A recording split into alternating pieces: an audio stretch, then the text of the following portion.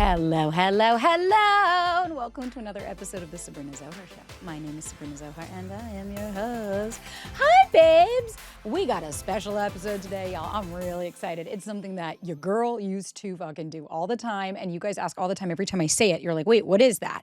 We're talking about protest behavior and triggers. We're going to talk kind of both. We have tons of episodes on triggers if you want to go deeper, but we don't really talk about protest behavior in all the attachment styles. This isn't just one, so wherever you are on the spectrum, I got you.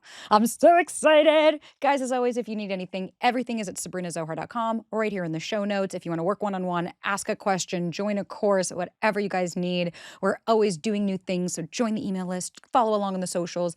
And guys, as always, please don't forget to rate and review the show. It means the world if you could just leave a heart, leave a comment on something that you listen to, leave a 5-star review if you think the show is worth it, and share it with a friend because it really does mean the world. All right, babies, without further ado, let's get right on into it, shall we? Hi, friends. Oh, I'm so excited to be back with you guys. All right, life update. Not a ton happening besides the fact that I told you guys that I got my scan back and I'm clear. I'm so grateful. I'm so excited. But you guys, the book has been turned in. That's it. Like, we're on like the last step. This is it. So by next year, oh my God, I'm going to be an author. I am so over the moon and so grateful. And sometimes I have to pinch myself to remember where we started. And actually this morning I got to do that. And I got to go down a little trip down memory lane with Clemmy.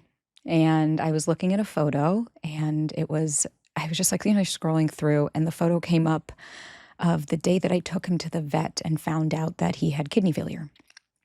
And a lot of you guys have asked episode 10 if you want to hear about my journey with him and how he changed me. And I remember standing there being so confused because they told me a month prior that his kidneys looked perfect. And I understand now, like, if you want to look at it, why it had to happen, right? Like, I don't ever think I needed to lose Clem. But I understand the journey that I've been on. I understand how all of this culminated and how I had to lose my best friend. And I wish every single day that's not how it had to happen. I wish every single day that me and Mr. Bone were able to be together still, and that you guys would have met him and that you guys would have known him. But that's unfortunately not my reality. And I could have done a lot of things to fight that internally, but instead I had to accept it. And so I understand, every week, like, we've been building on, and that's why these series mean so much to me, is because, one, I get to share a little bit of insight into what I'm going through and what's happening with me, because I'd like to. It's interesting, even before we get into the episode, I'm going to be really fucking raw and vulnerable with you guys as if I am not before. I've been scared to share things about myself. Not like stories, not dating stuff, personal things. Because I've had the same mindset that I did when I started everything of like, who cares? No one's going to give a shit about me. No one cares about my health. No one cares about my mental health. No one cares if I'm going through something. You just have to provide. You just have to be there. Dance, monkey. And I started to realize, like, that was not sustainable, because sure, I mean, I can help, I can be there, but there's so much more to me, right? There's so much more to my journey. There's so much more to how I got to where I am. And that's why it's so funny. I was just about to ask permission and say, I hope it's okay from you guys. And I've realized, like, I need to stop asking for permission for that. So I would love to be able to share more things that are going on with me, of like alternatives that I find in health that help with my anxiety. This mold detox that, like, I've been scared to open up about because I'm like, no one's going to care. You don't want to hear about me and my health. You want me to give you advice. And I'm hoping that we can create a community where we have both, because I genuinely care about you guys. I care about what you're going through. And when you find out that you got a job promotion, or when your dog passes, or when you unfortunately get the text from the person that you're dating that they're not interested. And so I'd like to be able to share more about me and things that I'm going through. And I hope you guys are in for it. And if not, that's okay too. I'm just grateful you guys were here. So that's my little quick update, is like, I'm trying to step more into me. And I think going through a mold detox has taught me a lot. And again, I love Dr. Tori Thompson. If anybody ever wants to work with her, I pay her. Please know that none of that was gifted. I just really, really want to bring you guys authentic stuff that actually helps, because I never thought that I could live a day without feeling so much anxiety in my body. And we have Dr. Sarah Zoll coming on. We're going to talk about physiology of anxiety. So I really hope you guys are interested and tune in. So today, let's talk about something that's near and dear to me, my babies: protest behavior and triggers. Like I said, we've talked about triggers, trigger being a neutral action or inaction that causes a big emotional reaction, right? And oftentimes, right, but that's when I say the pinch doesn't match the ouch. But we don't really go further into other aspects of protest behavior, triggers, things like that, and what comes after. And so that's why we've been building on every single week. And we started with like understanding core beliefs and then the stories that we create and the behavior catastrophize, right? And then now we go into how does that all manifest in how we show up. And this is also, it's so funny. I was with my client this morning, and I'm sure whenever he listens, I hope he knows it's him. I love him so much. And he said, I've been doing so much work on myself, and I finally met somebody that saw it and acknowledged it. And now I'm having more of my friends acknowledge it. And now I'm seeing my life is changing, and I'm having different different relationships, and I'm having different experiences. And I am finally seeing the fruits of my labor.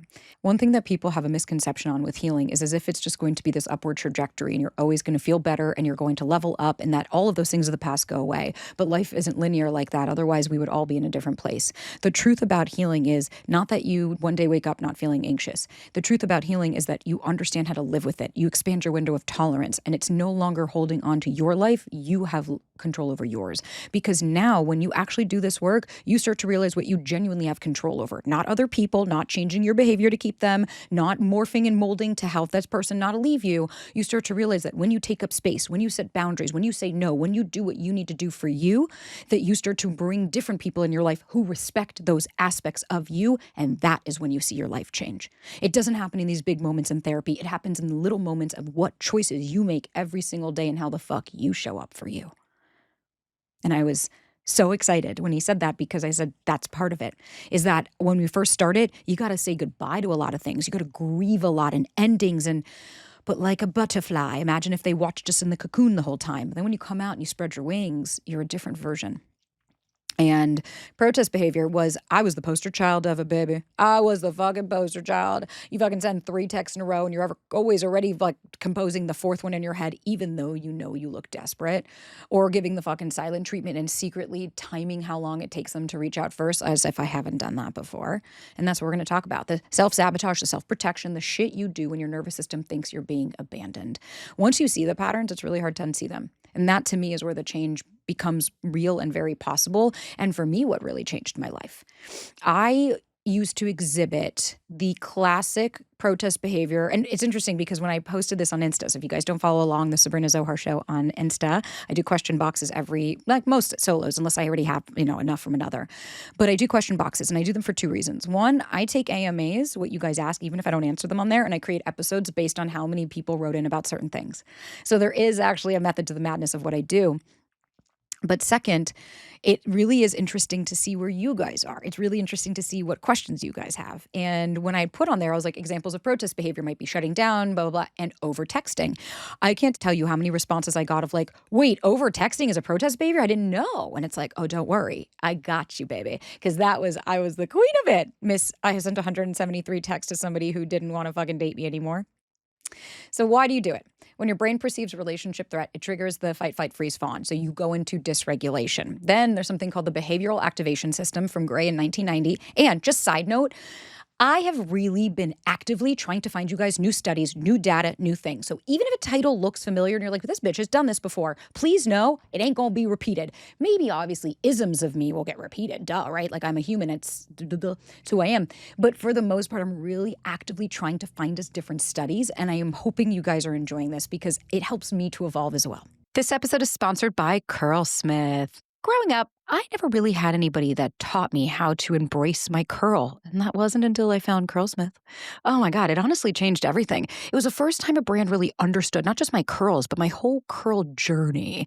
I have frizzy, like outrageous curls. It's not even something that's cute. If I leave them on their own, it's a nightmare. But that's why I'm obsessed with the product that changed my life. It's the weightless air dry cream, because now I can actually let it air dry and my curls look incredible. It's their most loved leave-in conditioner. It's super lightweight, but so hydrating. And it's made with hyaluronic acid and muru butter and babasu oil. So it smooths, detangles, and locks in moisture without ever feeling heavy. I love it because it's such an easy, like grab and go, throw it on my hair, and I'm out for the day. I am obsessed. And guys, if you're ready to embrace your natural curls, it's time to join the Curlsmith community. At Curlsmith, we're celebrating curls, and we know it's a curls world, baby. Find your curl confidence and take the curl quiz at curlsmith.com to get 10% off your first purchase, or shop Curlsmith now at Ulta Beauty. So behavioral activation system is when you feel disconnected, your brain activates behaviors designed to restore connection. And the thing is that these are maladaptive. They're maladaptive, and some of the examples, right? Excessive contact seeking, so multiple text calls, you're fucking going to their house, emotional dysregulation, crying, yelling to get attention. Oh God, I'll tell you a story about that after. Withdrawal that pushes rather than protects. So you're constantly pushing people away, right? That might be that because you're like, leave me the fuck alone. God, you're so fucking annoying, right? You're doing things intentionally to push someone away where they're just like, fine, I'll leave you alone. And testing through conflict rather than creation, or overfunctioning to earn security. Oh, I used to do all of those. Oh my God, I used to do all of those. Talk about the texting. That we already know. We don't need to go back into that. Miss 173 texts. Emotional dysregulation. I'll never forget when I went to go see my dad with my brother, and my dad and I got into a huge blowout, as we did. And I remember I was in the bathroom and I was crying on the floor, like hyperventilating, crying, couldn't even like feel the pain anymore. And I remember just thinking, like, no one came in. No one came in. And it reminded me of being a baby again, being a kid, and realizing like I was doing that because I was hoping someone was going to notice that I was hurt. I was hoping someone was going to notice that I was in pain. I was hoping that somebody was going to notice that I needed something, and they didn't. And that was my way of trying to reconnect. And then the withdrawing that punishes rather than protects. Oh my fucking God. I used to push people away by just like, I'm fine. Like, why don't you just fucking give me space? Why don't you leave me alone? Like, why don't you go do something? All the while, I didn't want that. The testing through conflict, oh my God. I mean, overfunctioning, duh, but the testing through conflict, my big ex, the one that like fucked me up, you guys know. I used to get into the like, fine, we should just break up. Fine, then I'm done. I used to say I'm done, and I'll never forget his stepdad told him, then show her what that means. And that's not necessarily the behavior, right? Like show her a lesson, teach her a lesson. Thank you so much. That's an adult move. But nonetheless, I would do that. I would cause tension and issues. That's why sometimes when I say to you guys, like, you're looking for a problem, you're starting shit because you want to test to see, is this person going to come back? And here's the reality. They're maladaptive because they create the opposite of what you want. Pursuing creates distance. The more you like go after someone. That's also why I have to say we need to look at ourselves. I'm the first person to be like, listen, everybody take accountability, right? Like, it's not fair of somebody to shut down or to stonewall. But I also know that when I used to text someone 173 fucking times, it wouldn't be a shock that that person wouldn't answer, that they would withdraw. And when the withdrawing creates that abandonment, and then testing creates the instability, and then people pleasing creates this fake intimacy, and it's just this snowball effect. And it got me further from what I wanted. What I really want is to be seen, heard, and understood. It's the same, I'll give you an example. When I first started the show, I was doing the like too cool for school girl of like, I'm not asking people for help. No, ego, right? And that's okay. Ego's not a bad thing, but that was my ego. And I wasn't asking people to rate and review or any of that now. And then I was wondering, why was I upset? Like, people aren't rating it. People aren't reviewing. I don't get it.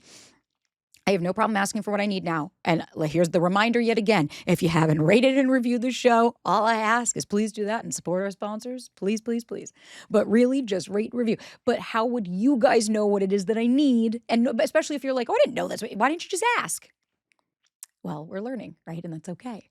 But that's why I used to push people away. I would cause conflict. I would create shit out of nowhere. I've done that with Ryan before.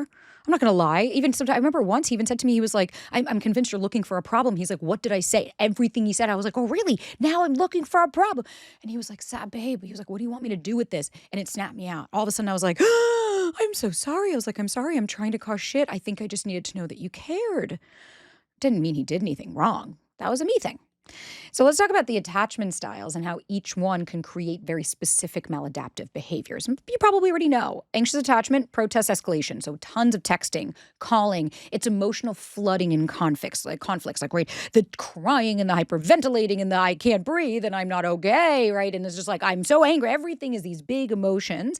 A lot of reassurance seeking that becomes exhausting to their partners. That's where I say, like, there's a difference between being like, wow, my partner literally has never said I look pretty. Okay, okay, well, words of affirmation are important to some people, versus that person literally just fucking told you they'll see you tomorrow and you're fucking freaking out that they don't like you anymore. It's like we have to eventually, that person's going to be like, hey, man, it's actually even wild. Like I had one of my clients and he said, I noticed that a girl that I had been out on a date with, he was like, the insecurity was too much for me to handle because like every single time she'd be like, you still like me, right? Like, do you still want to go out? And he was like, dude, I made plans with you for a day from now, like the day after tomorrow. We have confirmed twice already. And he was every single day, she'd be like, just want to make sure you're still interested. And it was like, that's a lot. That's a lot for somebody. She's not a lot. Let me preface that. She's not too much or a lot. The behavior sure is though. Big difference. And hypervigilance about relationship threats. Constantly, why did you like this? Like I get guys write in, you guys write in all the time. And some of the stuff you say, I'm like, nah, you're just looking for a fucking problem. I'm like, oh, the person said this, but not this. And it's like, okay, well, can they be a human? Or is it everything has to be perfect? So avoidant. Emotional shutdown during conflict, which we understand that is their way when they feel disconnected. So what is protest behavior? It is behavior that's attributed when you feel disconnected from that person. So they might dismiss their partner's need. They might create distance when things get intimate or use logic to avoid feelings, which is my brother. Love him to the moon and back, but that's what he does. And excuse me. And sometimes Ryan, I'm like, well, I don't understand that. And it's like, no, I know you don't understand that because you don't want to get into your feels. You just want to logic your way out of it. And these are also like coping mechanisms. You see why this is like how when you feel a disconnection, everybody shows up differently.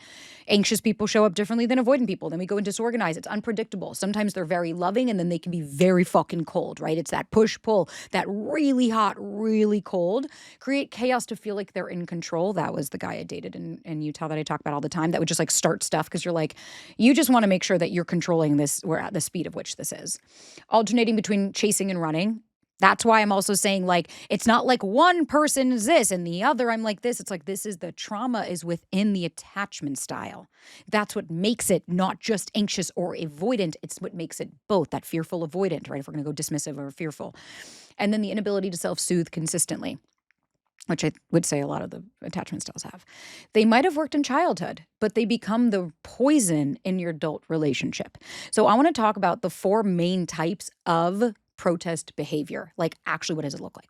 So the first one's pursuing, texting, calling, overexplaining, chasing. That's why I always say like delete the fucking paragraph because you're trying so hard to explain yourself to this person to get them so that they can see your side, so they can understand what you went through, so they know what and it's like, man, who are you trying to explain this to and for what? Then it's like the texting, it's the calling, it's I have to get them back. I have to make this. It's like because you feel there's a disconnection in your body and your nervous system are like, I will literally do anything I can to get them back. Then we have withdrawing, silent treatment, pulling away to test if they'll pursue. Now, notice how like anxious people can also do this. I used to where I'd be like, okay, fine. If I notice a disconnection, I'm like, I'm not texting them. They need to prove. They have to show me. They need to come and get me. That is protest behavior because you feel like there's instead of just talking to them and being like, hey, is everything good? I just wanted it to touch base. You'll test, you'll create the drama to see if they stay. And then what happens? Then what happens when it doesn't, right? Like then when we have the fights, right? And I was her. And again, this isn't about shame and blame. It's about fucking taking accountability. And then when they leave, you're like, see, knew it. Confirmation bias. Told you they were going to leave me. And you're like, did you actually know?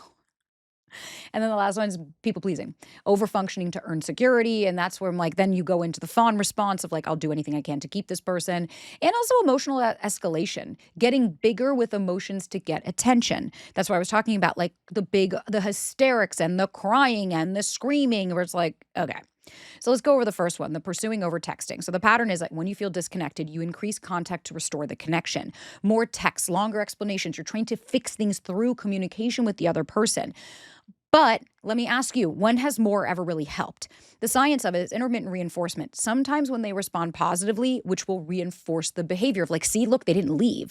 And then we have anxiety intolerance. Your nervous system can't handle the uncertainty, so it acts to reduce the anxiety. And then you have the control illusion. You feel like you're doing something about the problem, right? See, but I'm trying to get the connection back. I'm trying to communicate with them. Why aren't they listening to me? No, constantly talking doesn't necessarily mean you're communicating. My favorite line in Eternal Sunshine.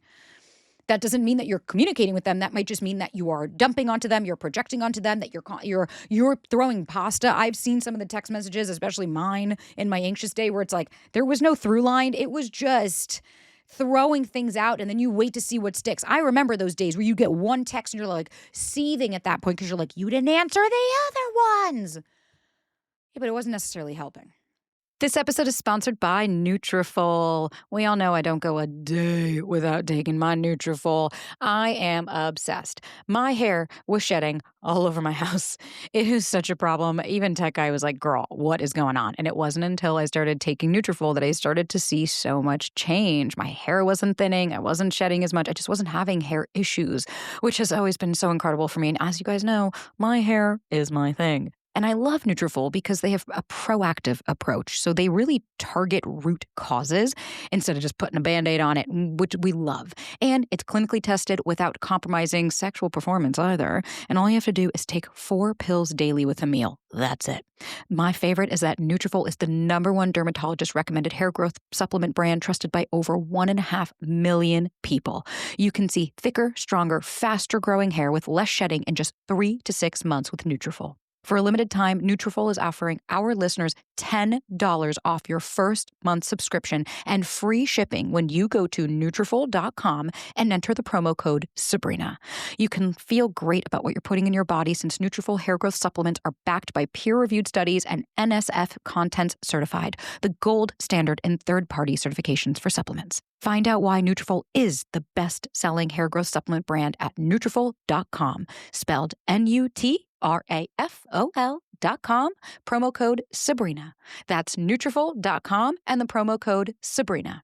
This episode is sponsored by Rocket Money. You guys, I'm a little embarrassed to admit I found out I was paying for subscriptions I completely forgot about. You know how it is. You're on the couch, you join something, and you're like, I'm totally going to cancel this. I am going to remember. And I even set a reminder, and guess who didn't do it? And I was still getting charged for it every month. And the only reason I was able to find it and take action was because I have Rocket Money. I am obsessed. Rocket Money is a personal finance app that helps find and cancel your unwanted subscriptions, monitors your spending, and helps lower your bills so you can grow your savings. And right now, that's incredibly important so that you can take care of yourself for future you, baby. Always think of future you. I have been so excited to get my savings getting going and to really feel like I'm taking care of the generations to come, myself included. My favorite part, Rocket Money's 5 million members have saved a total of $500 million. That's again, $500 million in canceled subscriptions, with members saving up to $740 a year when they use all of the app's premium features. Cancel your unwanted subscriptions and reach your financial goals faster with Rocket Money. Go to rocketmoney.com/Sabrina today. That's rocketmoney.com/Sabrina. One more time, rocketmoney.com/Sabrina. Again, if you want, follow along on the Sabrina Zohar Show on Insta, and I will pull some of these questions for you. And I do an AMA every Sunday too, so if you guys want to be part of it. So someone said, how do I stop overtexting someone who's conflict avoidant or discarding me? So the reality here is what's happening is your nervous system is noticing that they're discarding you, right? That this person, well, it's interesting. You're saying they're conflict avoidant and discarding you / discarding you. How do we know about all? So you know that they're conflict avoidant. How do you also know that they're discarding you? It sounds like, but like, here's a reality. It's like, you're already saying, how do I stop over texting? And it's like, here's a harsh reality you might not want to hear. Maybe they're not conflict avoidant. Maybe they're not just discarding you. Maybe this person can't handle anymore. Maybe this person is like, I'm done. It's always a fucking fight and a text and then the overtexting and then explanation and then the dramatics and the hysterics. And it's like, not everybody can handle that. Now, I'm not saying anybody's right or wrong. Maybe they really are conflict avoidant. Maybe everything has been fine and this just triggered something, right? I'm playing devil's advocate. I'm giving you multiple different scenarios because I don't know. It's 140 characters or less. So the first thing I need you to do, like if we want to talk about the how do I stop, first you need to recognize that you're trying to get certainty from someone who is not offering that certainty. I don't know if they've told you anything prior to this. I don't know if they've set a boundary or if they're just straight up being like, can't handle this. But the reality is, why do you think you guys found each other? You found in them the fact that like they're a little bit more distant and aloof and maybe not as vulnerable in their emotions. And it's like, ooh, that will trigger any feelings of feeling too much and be like, ooh, wow, that's sexy. They're mysterious. They go to you because they're like, wow, she can express herself. She's expressive. She's emotive. That's I love that. But then the trauma and the triggers end up flaring each other. So the first thing that we need to do is like, one, we got to regulate your nervous system, because what's happening is you're trying to seek safety through a dysregulated nervous system.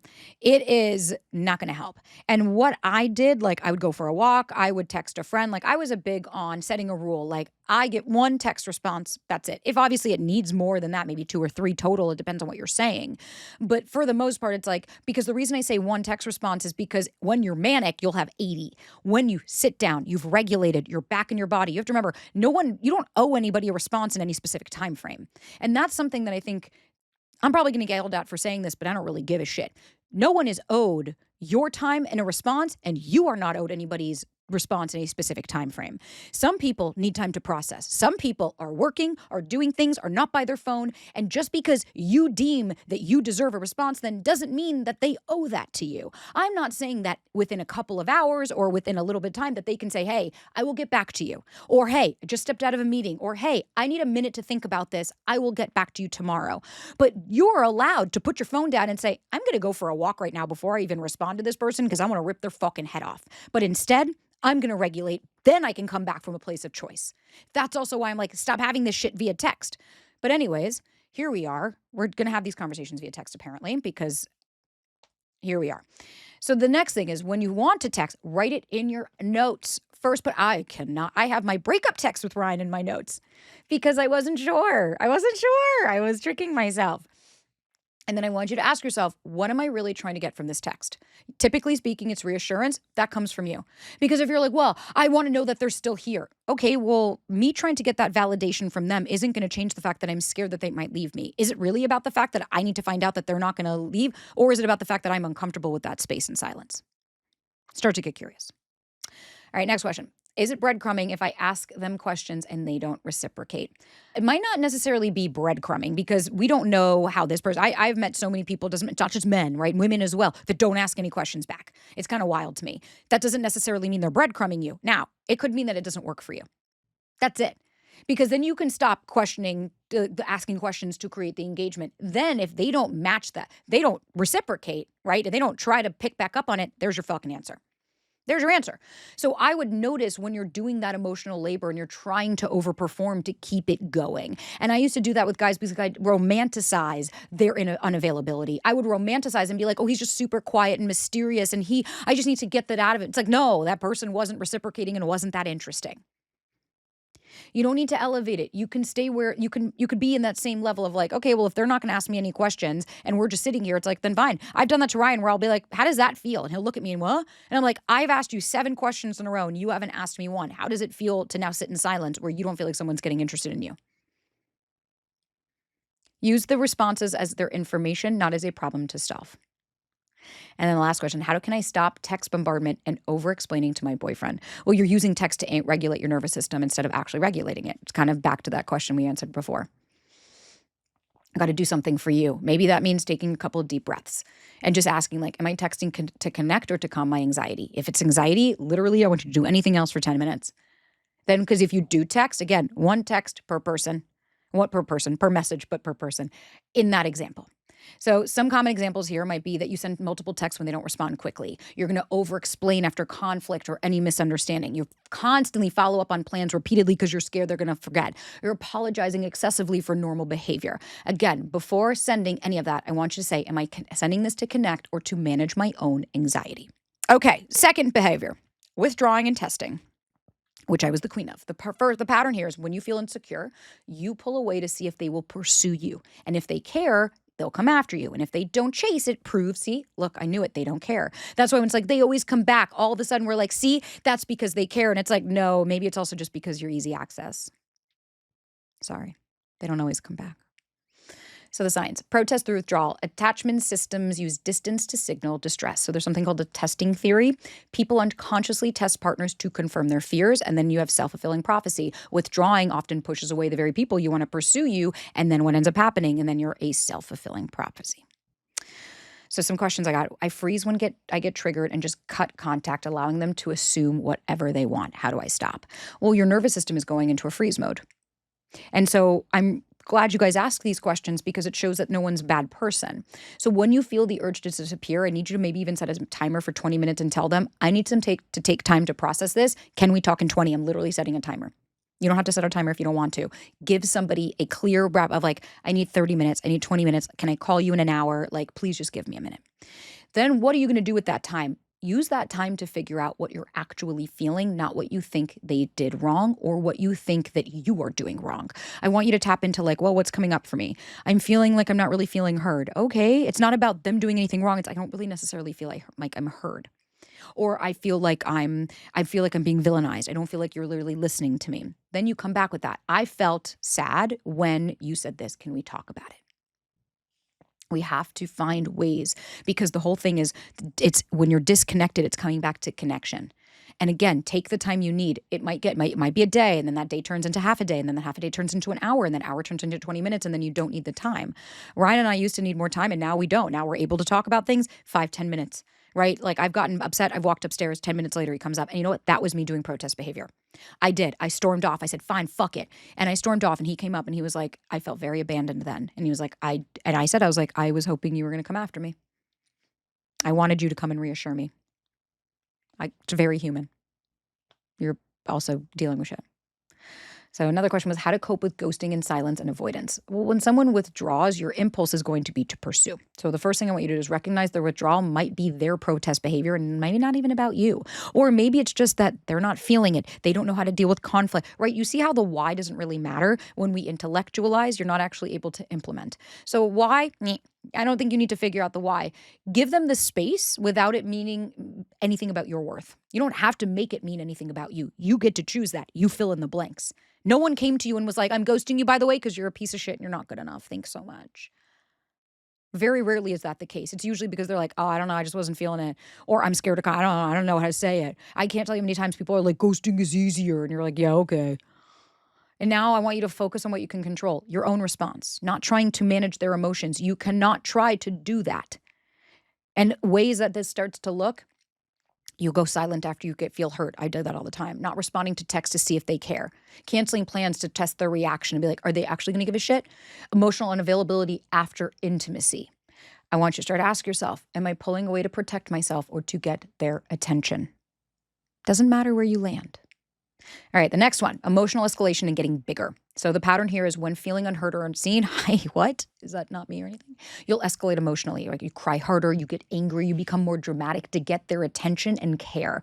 How many times when it's like, you don't see how sad I am? And it's like, they see it. They don't know what to do with it. You don't have to keep convincing everyone around that you're hurt. You're allowed to be hurt. You don't have to convince other people of it. So how it shows up in the different attachment styles. Anxious folks get bigger with emotions. They get more dramatic. Their needs become more visible.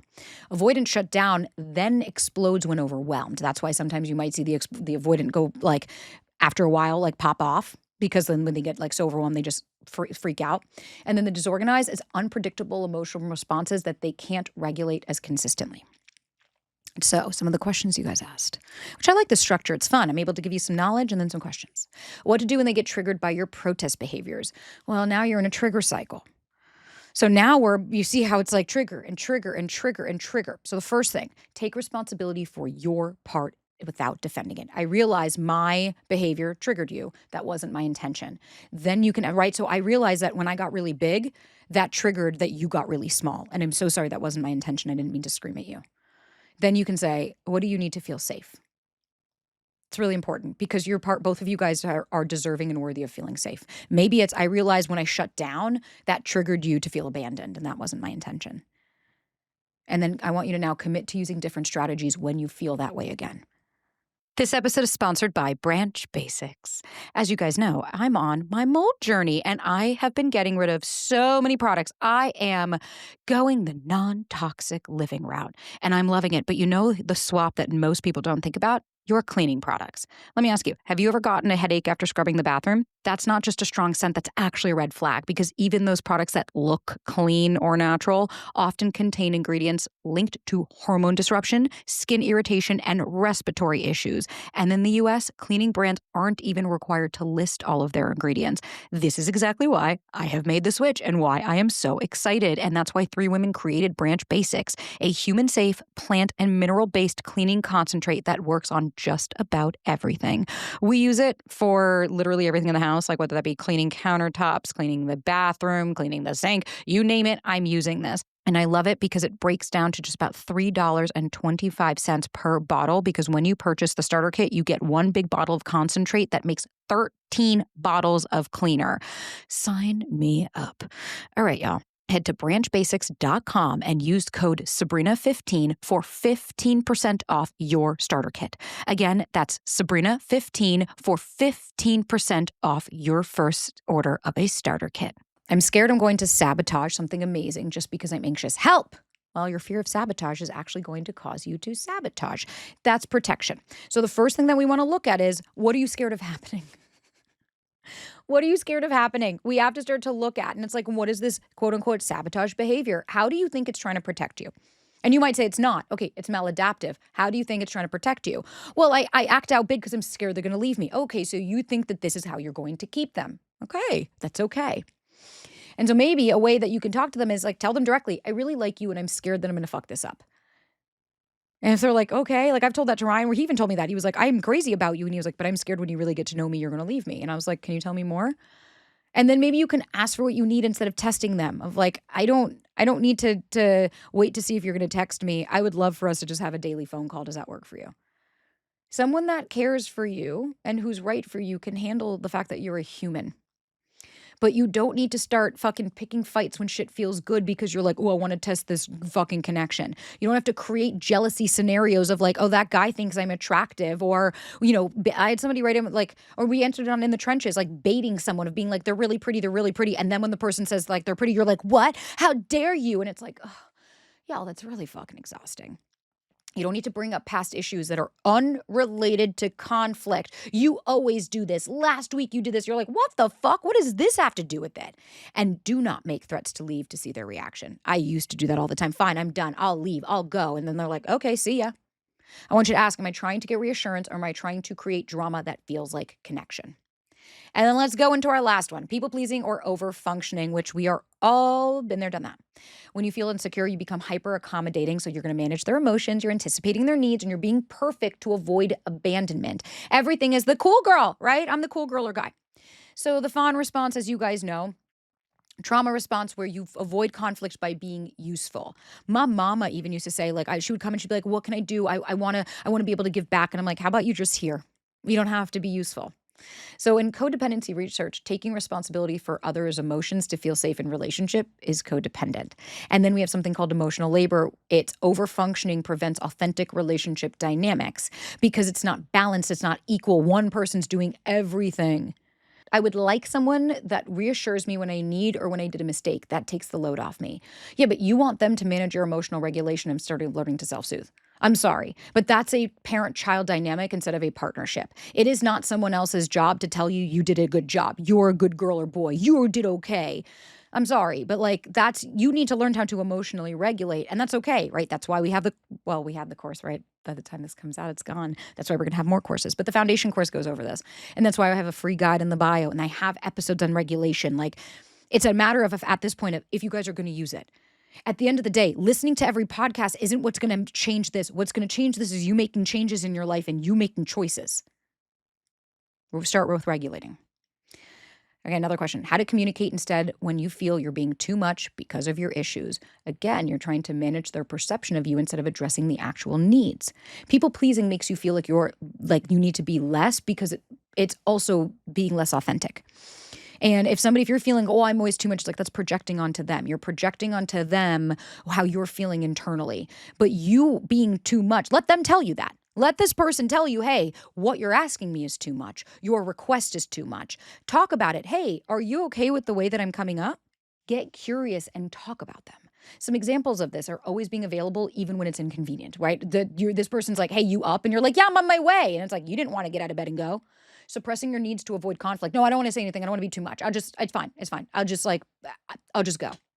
Apologizing for having emotions or managing their mood at the expense of yours. That's what I mean by trying to manage the external so that you don't have to deal with the internal. Am I giving from love or from fear of abandonment?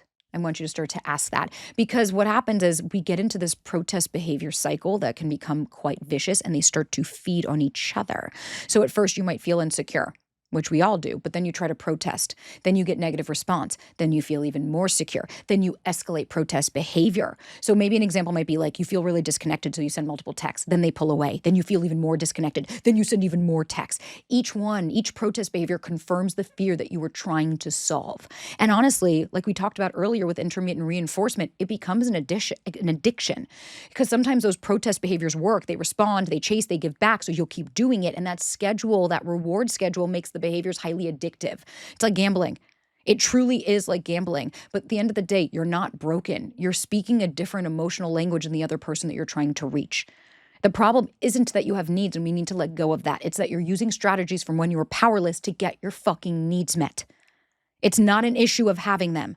But these can backfire. They create what you fear. When you pursue, you create the distance you're trying to close. When you withdraw, you create the abandonment you're trying to avoid. When you fucking test somebody, you create the instability you're trying to eliminate. And when you people please, you create an authenticity that makes love feel fake. You're creating the very thing you're scared of doing. That's why I say self-sabotage is really just self-protection. Protest behaviors, they create anxious, kind of needy energy, and people can fucking pick up on that. And then they start responding to your energy instead of your actual words and what you're coming with. The reality here is, baby, the person who's worried about being too much usually isn't giving themselves what they need. You're trying to get what you need from what you won't give yourself. And I want that to sit in. What can you give? So you want to start to break the pattern? Let's fucking go. First thing I want you to do is the pause protocol. I need you to notice the urge that you want to protest before you act on it. Then name the feeling, right? I'm feeling disconnected. I'm feeling scared. I'm feeling abandoned. We know, name it to tame it.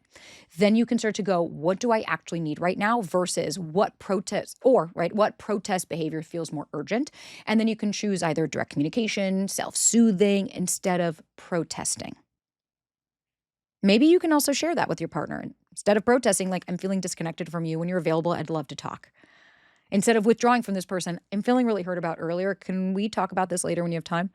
Instead of testing, like, I'm feeling really insecure about us. Can you help me understand where we are? And instead of people pleasing, I need to be honest with how I'm feeling instead of just being agreeable. Like, can I share with what's coming up with me? That's really beautiful. When you're really secure, it's not the absence of triggers. That's not secure. It's catching yourself faster. It's being able to expand your window of tolerance. It's not perfect. You're repairing when you slip into old patterns. Hi, I'm a human. I do that too. It's not that you're never insecure. You express your needs directly, but you don't use protest. And I know it can feel really scary and overwhelming and all this, but you motherfucker, you got this. You got this. Because now, where are we going to go? We're going to build into our last episode of the series of how do you actually break free. You understand the whole system. And so now we're going to talk about how do you interrupt it and build something a little bit better, which is kind of what the book is going to be doing, but even more. That's why I have to be cognizant of my episodes to not cannibalize. But I'd be curious. Drop it in the comments what your protest behavior was. Was it withdrawing? Was it pursuing? Was it testing? Was it people pleasing? Let's normalize this so that we don't feel all like we're just these insecure, damaged, flawed goods, that we are humans, that we are messy, that we are complicated, that we have all of these things going on, and that that's totally normal and okay. You're allowed to because you're a person. And guys, as always, if you need anything, you know everything's in the link in show notes. You can work one-on-one, ask a question, dating profile audit, send in questions or profiles if you want it for free, done on the show in the trenches at sabrinazohar.com. That is just to preface, that is not for anything but just sending in for the podcast. If you ask a question, it might be on the podcast, but it won't be answered with an email back. And if you guys need anything, I am always here. Everything's at sabrinazohar.com or the link in show notes. And I'm just grateful for you guys. I am jazzed. I'm stoked to keep it going. We're going to evolve. We're going to grow. We're going to just keep the party alive. And it's all thanks to you guys. So as always, don't forget, rate, review the show, subscribe, follow along wherever. Come follow us on the socials, Sabrina.Zohar on TikTok if it's still around, the Sabrina Zohar Show on Instagram or TikTok. And for my LA babes, if you stayed around this long, we're starting to plan a show. So I'm going to do some live events. And I know, worldwide. I promise you, I hear you. I'm just starting in one city to workshop some material to kind of perfect what it is that I want to do and then take it out. So stay tuned. Keep along. If you follow in the email list or the socials, you'll get first access to all of that. And I'm talking like 50 to 100 people. Very intimate, very small at first. So really excited. We're planning all this now. So stay tuned, babes.